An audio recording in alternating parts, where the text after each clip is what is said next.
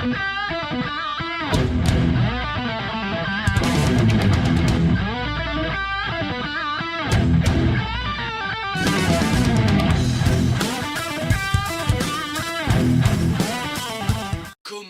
pourrais-je faire une vidéo sur Zélève sans avoir abordé son alter ego, son amour de toujours, la fille qu'il a toujours fait craquer malgré sa grande noirceur? Je parle bien sûr de Mavis Vermilion, qui au passage est également le premier maître fondateur de Fairy Tail. Et oui, rien que ça. Si vous avez eu la chance et l'opportunité de regarder mon fameux top 50 sur les personnages de cet univers, vous aurez remarqué que c'est un personnage que j'apprécie énormément, que j'admire, je dirais même j'ai presque une dévotion aussi grande pour Mavis que pour Erza. Et bien aujourd'hui dans cette vidéo, nous allons essayer de tenter d'expliquer un petit peu pourquoi cette adoration. Premièrement, je pense que ce qui m'a toujours fasciné chez elle, c'est tout d'abord sa bonne humeur légendaire, puisqu'elle garde le sourire en toutes circonstances. Il faut bien le dire, qu'elle soit en danger, qu'elle soit heureuse, qu'elle pleure, qu'il y ait eu un problème, Mavis garde toujours le sourire et sa bonne humeur, et ça c'est très important pour un petit peu ce côté sympathie du personnage. Il faut bien se rendre compte aussi qu'une personne souriante et joviale, c'est très important, et puis surtout ça met en confiance son équipe. Rappelez-vous, pendant l'arc Alvarez, même si c'était pas très bien réalisé de manière animée, enfin on en reparlera bien sûr une prochaine fois, mais son sourire légendaire a permis de maintenir en vie ses camarades, mais surtout le moral de ses troupes, de ses soldats, et ça c'est important. N'oublions pas non plus qu'elle a une fascination, que dis-je, une adoration pour la nature, pour les êtres vivants, pour tout ce qui l'entoure, mais elle sait également faire preuve de stratégie dans les moments importants, et ça c'est encore plus beau. Est-ce que vous vous souvenez d'ailleurs de la partition incroyable que Mavis avait livrée lors de la finale des grands jeux intermagiques, où de par sa stratégie, ses conseils, ses astuces, elle a su mener Fairy Tail à la victoire, face à des adversaires qui étaient bien plus forts de prime abord, mais elle a été très importante et elle a permis à Fairy Tail de regagner la place qu'il aurait dû, c'est-à-dire la place de numéro 1 des guildes du royaume de Fioré. Mais Mavis n'est pas seulement là pour donner des conseils ou sourire de temps à autre, pour montrer sa bonne humeur, sa banane comme on dit, elle est également présente pour protéger corps et âme sa guilde, peu importe les dangers, la situation. Je tiens quand même à rappeler une chose, que si Mavis n'avait pas été présente sur l'île de Tenrou, Fairy Tail aurait été massacré, explosé par le souffle d'Acnologia.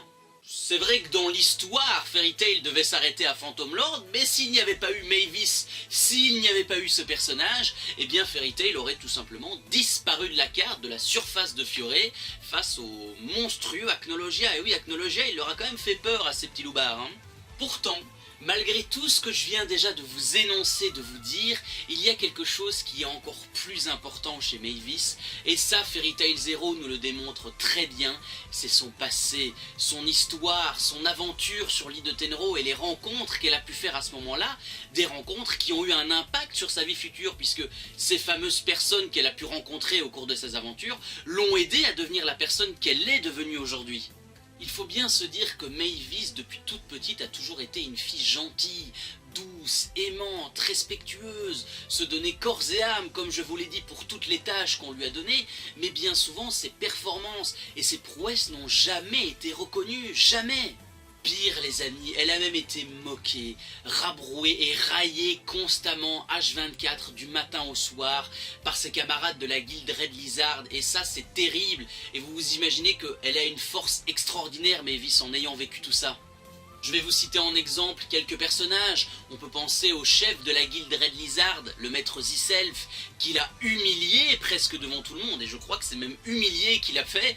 Et n'oublions pas que malgré sa très bonne amitié avec Zera, la petite Zera n'était pas très respectueuse quand elle était petite envers Mavis. Non, justement, elle l'a pointé du doigt, elle la raillait, elle l'humiliait aussi. Donc voilà, c'était vraiment pas facile. Malgré tout ce qu'elle a pu vivre, ce qu'elle a pu entendre, ce qu'elle a pu voir, Mavis a toujours été cette personne aimante, douce, agréable, en gardant le sourire en toutes circonstances, en aimant les autres, peu importe les actes qu'ils ont pu lui faire par le passé. La preuve avec Zera, elle a beau avoir été méchante étant petite, Mavis lui a pardonné parce que son cœur est énorme. Elle a un amour inconditionnel, Mavis, pour ceux qui l'entourent.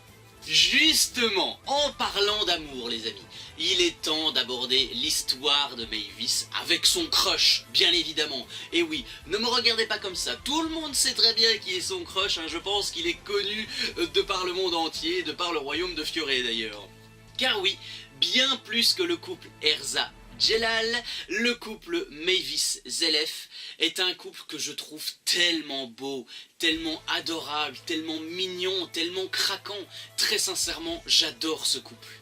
Pourquoi je l'adore? Tout simplement parce que nos deux personnages ont subi tous les deux une malédiction terrible. C'est-à-dire que Zelef, plus il va éprouver du respect pour la vie, plus les êtres autour de lui vont mourir. Mavis, elle, reste coincée dans son corps d'enfant parce qu'elle n'a pas pu grandir et parce qu'elle a utilisé un sort qui, de base, était interdit pour son âge. Sans oublier qu'ils partagent des valeurs communes, c'est également important, et puis surtout ils s'aiment éperdument, peu importe les rivalités qui peuvent exister entre leurs guildes différentes, parce que l'animé tend à nous montrer le contraire, mais malgré les tensions qu'il peut y avoir entre les différentes guildes, ils s'aiment d'un amour infini. Vous savez, malgré toute la noirceur et la méchanceté que Zelef pouvait avoir, il n'a jamais su résister au charme de sa petite blonde. Et notre petite blonde n'a jamais su résister un petit peu au côté mystérieux, au côté brun ténébreux de Zelef. Oui, malheureusement, à mon grand désespoir, notre mage noir est mort dans la saison finale à cause de sa folie des grandeurs, mais il est parti en étant aimé par sa dulcinée, et surtout, sa fameuse dulcinée est partie avec lui, donc ils sont partis ensemble, mais amoureux, et c'est ça qui compte, amoureux et réconciliés surtout. Et bien voilà les amis, c'est terminé, 12 minutes de vidéo que je vous parle du maître fondateur de Fairy Tail. J'espère tout simplement que cette vidéo vous a plu, qu'elle vous a convenu, bien évidemment, qu'elle vous a agrémenté votre petite journée, votre petite soirée. Je ne sais pas à quelle heure vous allez la regarder. En tout cas, rassurez-vous, les épisodes spéciaux sur Fairy Tail continuent, il y en aura un deuxième qui va arriver très prochainement, et cette fois on parlera de la belle, de la douce, de la charmante, de la merveilleuse, de l'incroyable Erza Scarlet. Autant vous dire que j'attends cet épisode avec impatience, parce que je vais la tarir d'éloges, cette jeune femme. Je vous le dis, elle va en avoir des éloges, hein. Bah oui, vous me connaissez, Erza c'est quand même un des personnages que je préfère, donc il est normal que je l'adule dans ce prochain épisode.